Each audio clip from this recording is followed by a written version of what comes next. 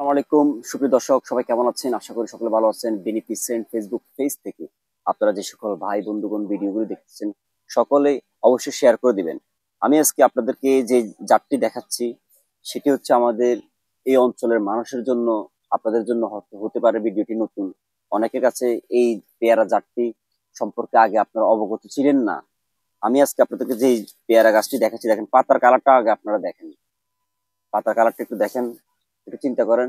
এই জাতের নামটা আমি আপনাদেরকে বলে দিচ্ছি, ভেরিগেট পেয়ারা।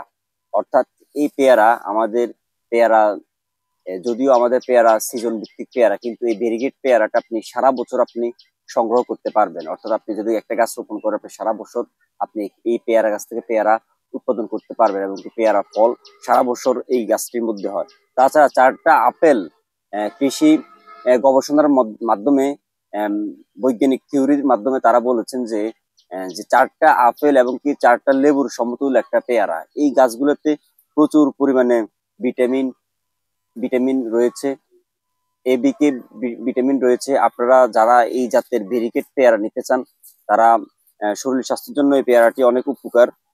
তো আপনারা যা দেখেন গাছের মধ্যে অলরেডি মুকুল চলে আসছে। এই জাতের ভেরিগেট পেয়ারা নিতে চাইলে আপনারা আমাদের নার্সারিতে চলে আসুন, আমাদের সাথে যোগাযোগ করুন। ধন্যবাদ। তাছাড়া নতুন নতুন জাত আমরা কালেকশন করব আপনাদের জন্য। সবাইকে কৃষিকাজে যত আইটেমের চারা আছে আপনাদের কাছে পৌঁছে দেওয়ার দায়িত্ব আমাদের। ধন্যবাদ সবাইকে।